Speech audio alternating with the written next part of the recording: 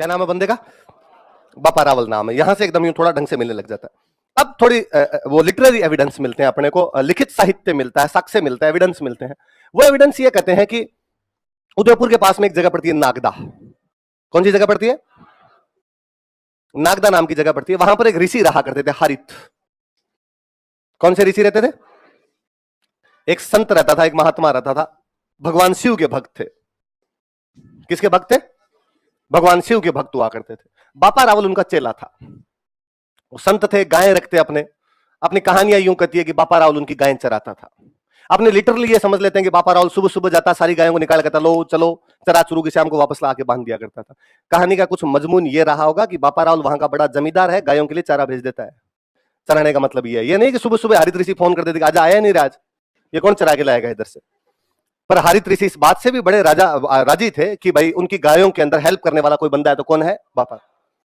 और हरित ऋषि ने मरते टाइम जब मर रहे थे तो उन्होंने बापा रावल से पूछा मांग, जो मांगेगा वो मिलेगा तुझे। बापा रावल ने कहा साहब थोड़ा डंका जुगाड़ कर दो तो ठीक है, ये गायें चरा चरा के कितने दिन टाइम पास करेंगे। और हरित ऋषि चलते जाते जाते कह जा थोड़े दिनों में तू चित्तौड़ का राजा बन जाएगा। कहां का राजा बन जाएगा? बापा रावल ने कहा सर थोड़ा ज्यादा नहीं हो गया? चित्तौड़ तो बड़ी चीज है। चित्तौड़ में उस समय एक मान मौर्य नाम का राजा राज कर रहा था। कौन राज कर रहा था? मान मौर्य नाम करके राजा एक राज कर रहा। हरित ऋषि ने कहा मैं कह रहा हूं ना सब हो जाएगा एकदम। तो कौन से ऋषि का शिष्य हुआ करता था? हरित ऋषि कहां रहा करते थे?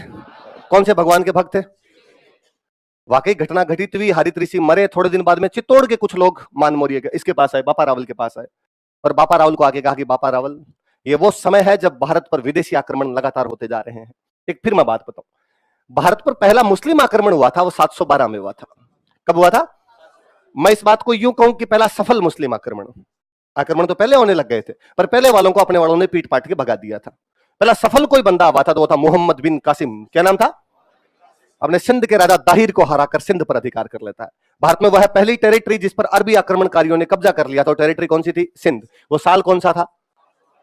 अब जब सिंध पे कब्जा कर लिया तो उनके पैर जम गए, उनको प्लॉट मिला एक। अब उन्होंने सिंध को आधार बनाकर भारत पर आगे आक्रमण करने शुरू किए। आगे आक्रमण शुरू किए तो सिंध के बाद राजस्थान ही आता है। ये सिंध पड़ा अपने इस साइड के अंदर। जब राजस्थान पे अटैक करने शुरू किए तो अब लड़ाई की जिम्मेदारी किसकी? राजस्थान के राजाओं की। राजस्थान में चित्तौड़ का राजा बड़ा आदमी, चित्तौड़ का राजा कौन? ये बेलखना था। इसलिए इसके मंत्री बापा रावल के पास आ गए थे और उन्होंने आके कहा कि बापा रावल हमें लगता है इससे पार पड़ेगी नहीं, तुम चलो इसको हटा दो, इसको हटा के तुम राजा बनो और इन अरबी आक्रमणकारियों से हमारी रक्षा करो।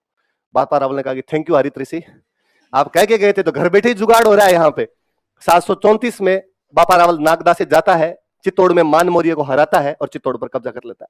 पहले बड़ी बात है, लिखो बापा रावल हेडिंग डाल ली। लिखो यह हरित ऋषि का शिष्य था। He was disciple of saint Harit. He was disciple of Saint Harith. यह हरित ऋषि का शिष्य था। He was disciple of Saint Harith. यह हरित ऋषि का शिष्य था। कौन से ऋषि का शिष्य था?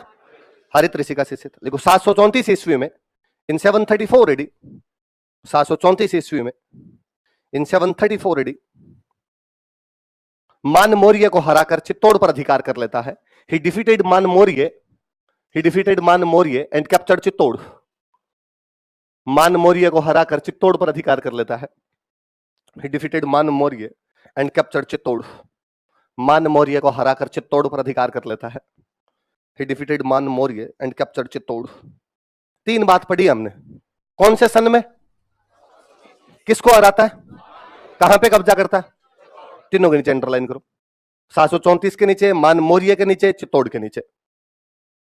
734 ईस्वी में मान मौर्य को हराकर कहां पर कब्जा कर लेता है? था कहां का? ये नागदा। तो इसने कहा राजधानी उधर रखेंगे आप। चित्तौड़ पे कब्जा कर लिया, ठीक है, किले पे कब्जा कर लिया आपने, किला अपना है, आज के बाद वो टेरिटरी भी अपनी है, पर रहेंगे तो नागदा ही। तो राजधानी कौन सी थी इसकी? लिखो राजधानी नागदा। राजधानी कौन सी थी? नागदा। उदयपुर में एक जगह पड़ती है Nagda.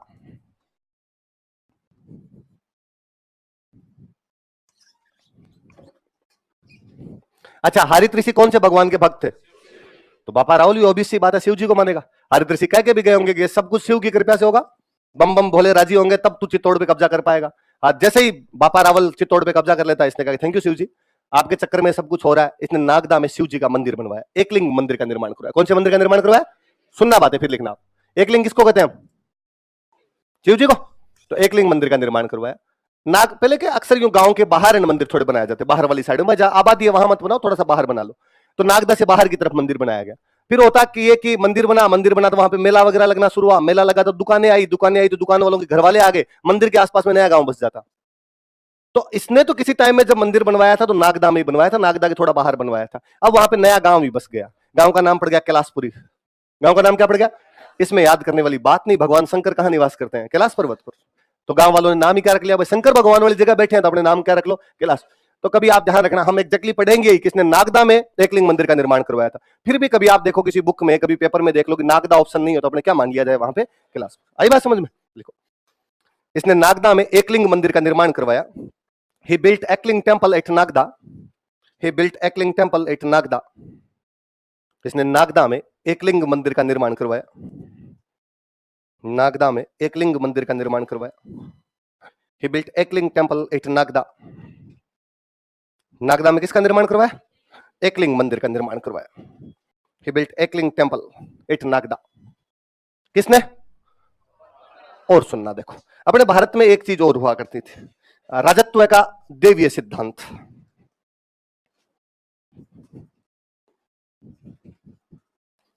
Divine form of kingship.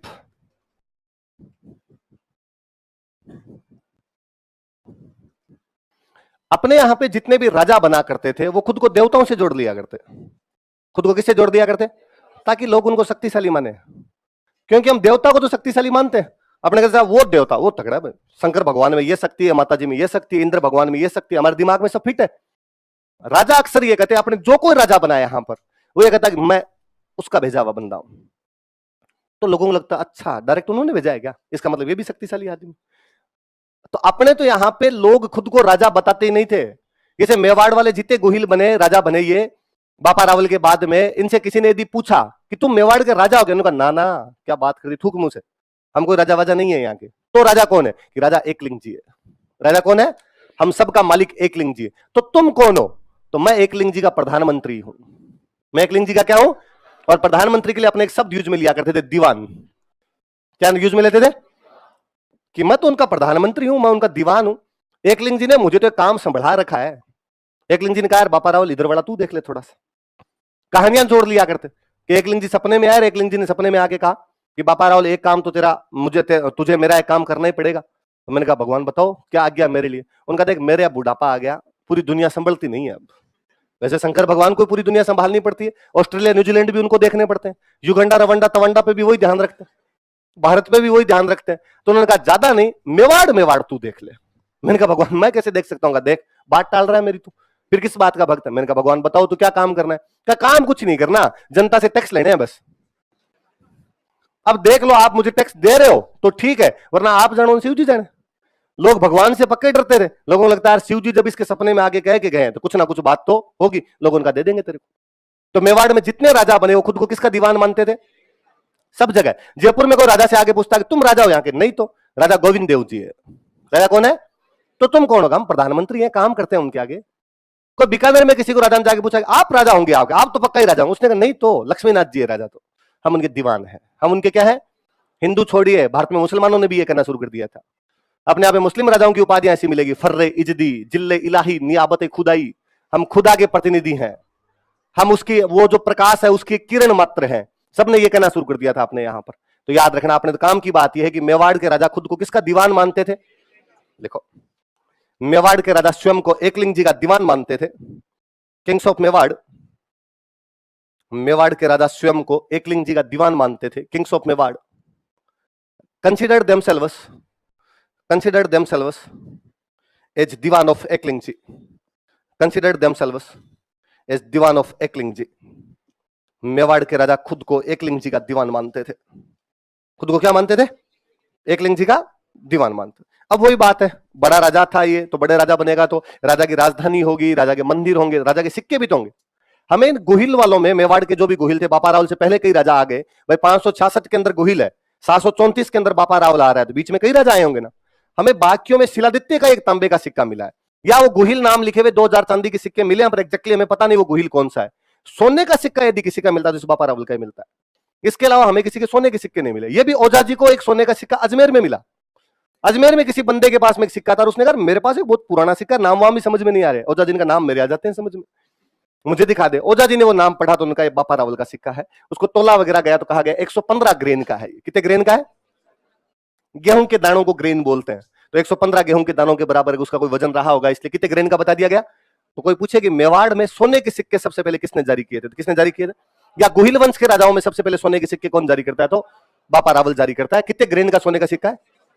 देखो, इसने मेवाड़ में सोने के सिक्के चलाए। He circulated gold coins in Mewar. इसने मेवाड़ में सोने के सिक्के चलाए। इसने किसने? बापा। इसने मेवाड़ में सोने के सिक्के चलाए। He circulated gold coins in Mewar. Mewar में सोने के सिक्के चलाए। कोष्टक में लिख लो 115 ग्रेन। कोई पूछ ले भाई वो कितने ग्रेन का सोने का सिक्का मिला हमें, तो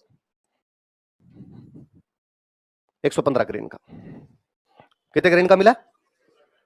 अभी मैंने बताया आपको कि 712 में जो मोहम्मद बिन कासिम है वो आपके सिंध पर अधिकार कर लेता। कहां पर अधिकार कर लेता? इधर 734 के अंदर बापा रावल किधर कब्जा कर रहा अपने? चित्तौड़। अरबी आक्रमण हो रहे थे, लगातार अरबी आक्रमण हो रहे थे। बापा रावल को यही कहा गया था कि तू हमारी रक्षा कर दो, स्वाभाविक बात है वो रक्षा करेगा। और कहते हैं उधर से अफगानिस्तान में एक जगह पड़ती थी गजनी। कौन सी जगह थी? और गजनी में एक राजा हुआ करता था सलीम। गजनी का राजा कौन था? और उसने एक बार अपनी बड़ी सी सेना राजस्थान पर अधिकार के लिए भेजी, चित्तौड़ पर अधिकार के लिए भेजी। बापा रावल को जब पता चला कि गजनी के राजा सलीम ने अपने लिए सेना भेजी है, अपने से लड़ने के लिए सेना भेजी है, बापा रावल चित्तौड़ से निकलकर बाहर आया अपनी सेना के साथ। उस सलीम वाली गजनी की सेना को पीटते हुए गजनी तक ही गया।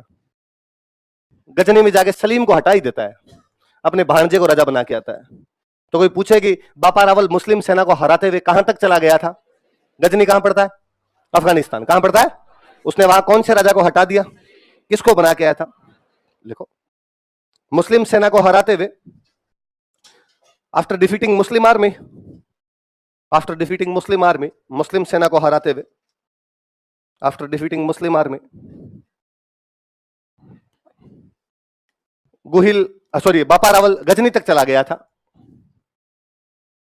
बापा रावल मूव्ड टू गजनी। बापा रावल गजनी तक चला गया था। बापा Rawal moved to Ghazni.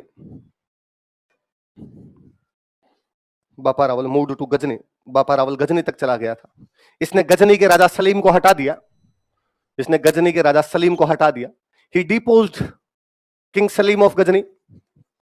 He deposed king Salim of Ghazni. इसने गजनी के राजा सलीम को हटा दिया तथा अपने भांजे को राजा बनाया। And coronated his Neiphiu. तथा अपने भांजे को राजा बनाया। And coronated his Neiphiu. तथा अपने भांजे को राजा बनाया। किसको राजा बनाता है? भांजे। कहते हैं पता नहीं आते टाइम या जाते टाइम इसकी सेना पाकिस्तान में एक जगह पर कई दिनों तक पड़ी रही। आते टाइम ही रुकी होगी, जाते टाइम तो लड़ते लड़ते गए होंगे। जब वापस लौट रहे थे तो पाकिस्तान में एक जगह पे इसकी सेना कई दिन तक कैंप लगा के वहां पर पड़ी रहती है। नाम क्या है इस बंदे का? बापा रावल। क्या नाम है? जहां पर वो सेना पड़ी रही थी वहां पर धीरे धीरे दुकानें बन गई। भाई सेना को सामान की जरूरत, सामान खरीदना, किसी ने दुकान आके खोल ली, किसी ने पोहे की रेडी लगा ली। जब सुबह सुबह पोहे खाने हो तो मैं इधर आ जाऊंगा, देख लेना आप। कोई और कोई दुकान खोल लेता कोई, तो धीरे धीरे वहां पे गांव बस गया। उस गांव का नाम ही पड़ा। किसी ने पूछा ये गांव कौन सा है? किसी ने कहा जहां पे रावल की सेना रुकी थी वो गांव है। वो पंजाब वाला पोर्शन था। पंजाब में गांव को बोलते हैं पिंड। क्या बोलते हैं? किसी ने पूछा ये गांव कौन सा है? रावल दा पिंड है। जहां रावल रुका था उस वजह से जो गांव बसा था, उस वजह से जो पिंड बसा था वो है रावल दा पिंड। रावल दा पिंड, रावल दा पिंड करते करते पाकिस्तान में एक शहर है रावलपिंडी। कौन सा शहर है? आपने और नहीं तो शोएब अख्तर के नाम के आगे जरूर सुना होगा रावलपिंडी एक्सप्रेस। कि शोएब अख्तर का गांव कौन सा है? उस शोएब अख्तर के गांव का नाम रावलपिंडी इसलिए है क्योंकि हमारे वाला रावल वहां पे रुक के आया था। तो इसके एक मिलिट्री बेस की वजह से, इसके एक मिलिट्री कैंप की वजह से पाकिस्तान के एक शहर का नाम पड़ गया था। उस शहर का नाम क्या है? लिखो, बापा रावल के सैनिक अड्डे के कारण, due to military camp of Bappa Rawal, Bappa Rawal के सैनिक अड्डे के कारण, due to military camp of Bappa Rawal, Bappa Rawal के सैनिक अड्डे के कारण, due to military camp of Bappa Rawal, Pakistan के रावलपिंडी शहर का नामकरण हुआ। City Rawalpindi of Pakistan was named. Pakistan के रावलपिंडी शहर का नामकरण हुआ। City Rawalpindi of Pakistan was named. Pakistan के रावलपिंडी शहर का नामकरण हुआ। City Rawalpindi of Pakistan was named. तो कोई पूछे कि पाकिस्तान के कौन से शहर का नाम बापा रावल के कारण पड़ गया था, तो कौन सा शहर है वो? रावलपिंडी। याद रहेगी बात है? और सुनो, देखो अपने के इतिहासकार हुए CV Vaidya.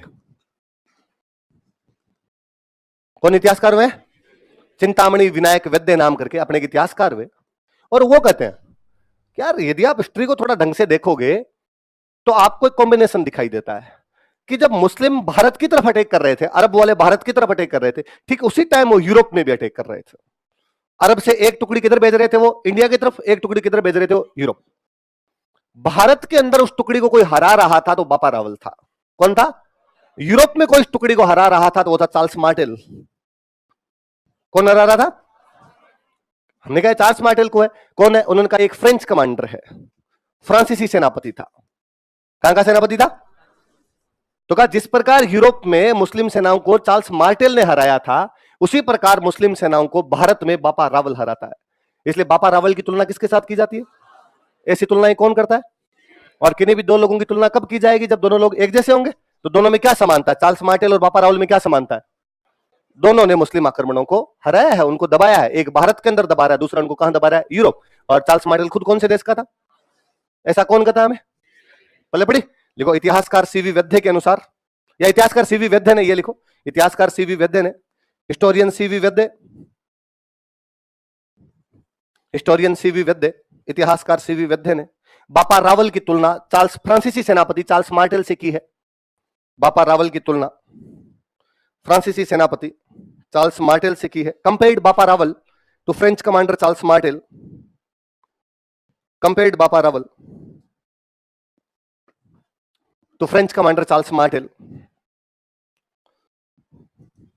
Compared Bappa Rawal to French commander Charles Martel. फ्रांसीसी सेनापति चार्ल्स मार्टेल से की है। किसने की? सीवी वैद्य, इतिहासकार है सीवी वैद्य ना, तो याद रखना भाई। और किससे तुलना की जाती है बापा रावल की? Charles Martel. चार्ल्स मार्टेल कौन से देश का है? चलो आगे सुनो एक बात। इस बापा रावल का वास्तव में नाम था काल भोज। क्या नाम था? लिखो बापा रावल का वास्तविक नाम, actual name of Bappa Rawal.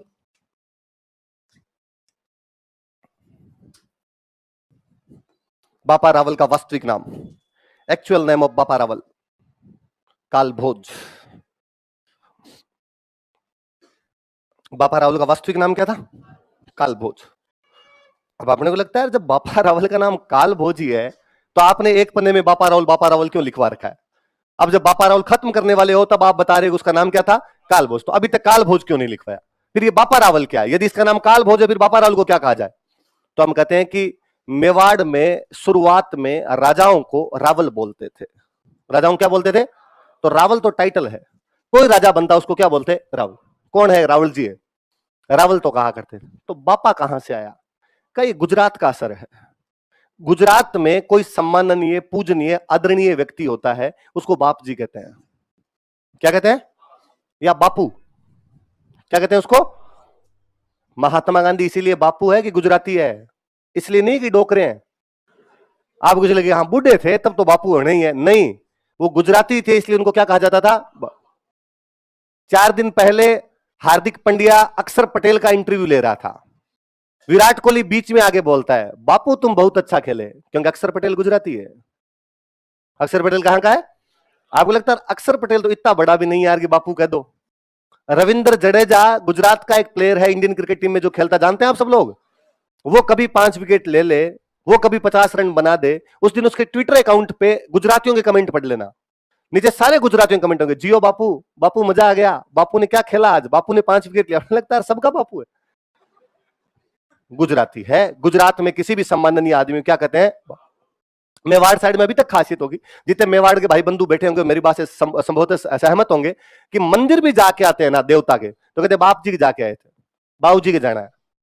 तो किसी सम्माननीय आदमी को बाप जी कहा करते थे, इसलिए रावल रावल राजा, राजा से ज्यादा सम्माननीय कौन है? वो एकलिंग जी का दीवान है, तो नाम पड़ गया भाई कौन है रावल का? बाप जी रावल है।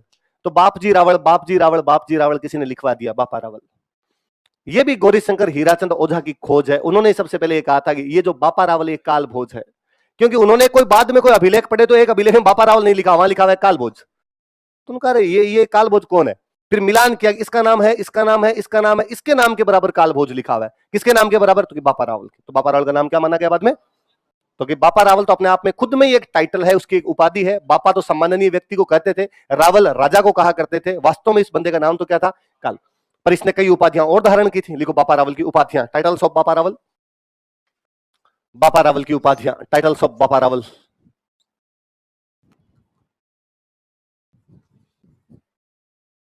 हिंदू सूरज,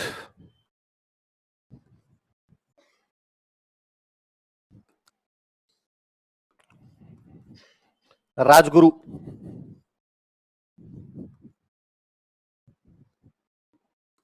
और चकवे।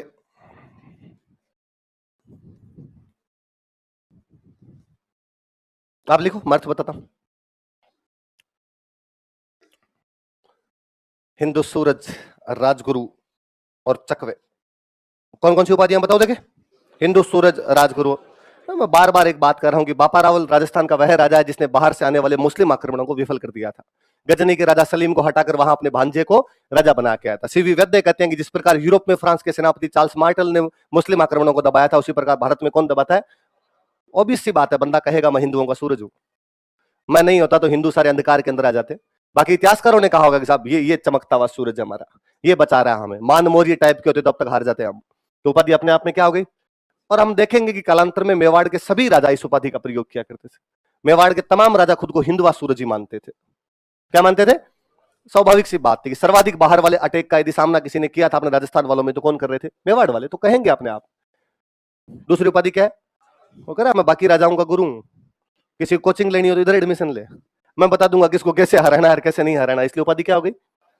ये एग्जैक्टली एक हिंदी में एक शब्द होता है चक्रवर्ती।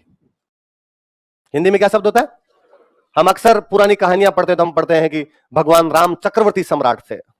कैसे सम्राट थे? या और कोई, हम कहते हैं कि राजा दुष्यंत चक्रवर्ती सम्राट थे। चक्रवर्ती सम्राट वह है जिसने चारों दिशाएं जीत ली हो, अपने चारों तरफ का एरिया जिसने जीत लिया उसको क्या बोलते थे? चक्रवर्ती सम्राट। अपने राजस्थान में आते आते वो चक्रवर्ती नाम चकवे बन गया, और अपने वालों ने कहा हमारे वाला चकवे राज है। चकवे राजा मतलब जिसने क्या जीत ली है? चारों दिशाएं। वह राजा जिसने चारों दिशाएं जीत ली हो उसे क्या कहा जाता था? पहले पड़ गई बात, लिखना पड़ेगा आगे कि वह राजा जिसने चारों दिशाएं जीत ली हो क्या कहलाता है? क्या लिखना है तो समझ में आई जाएगी। तो तीन उपाधियां बताओ, क्या क्या उपाधियां? हिंदू सूरज, राजगुरु, और हम कौन सी रियासत पढ़ रहे हैं? उसके प्राचीन नाम क्या क्या थे? मेदपाट, प्रागवाट और सिवी जनपद। कौन से वंश का राज था? इस गोइल वंश की ब्रांच कितनी थी? लगभग कब शुरू हुआ था ये? 566। ये जानकारी अपने को कौन सा अभिलेख देता है? सामूल्य अभिलेख कौन से सन का है? 646। कौन से राजा के टाइम का है? शिलादित्य इस गुहिल से कितनी पीढ़ी के अंदर आया था? और इसका जो सबसे बड़ा राजा कोई हुआ था वो कौन हुआ था? बापा रावल। कौन से ऋषि को मानता था? चित्तौड़ में किसको हरा देता है? कब हरा देता है? 734। पर राजधानी अपनी कहां रखता है? नागदा में। मंदिर किसका बनवाता है? खुद को क्या मानता था? एक लिंग जी का दीवान। सोने के सिक्के चलाता, कितने ग्रेन के? और मुस्लिम सेना को हराते हुए कहां तक चला गया? गजनी में। किसको हटाया? किसको बना के आ गया? पाकिस्तान के कौन से शहर का नाम पड़ा? और इतिहासकार सीवी वैद्य इसकी तुलना किससे करते हैं? चार्ल्स मार्टेल कहां का था? इसका वास्तव में नाम क्या था? और इसकी उपाधियां क्या क्या थी? हिंदू सूरज, राजगुरु, और याद रह जाएगा बापा रावल की। अगला कोई बड़ा राजा जिसकी अपने को जानकारियां मिलती है अच्छी सी हुआ।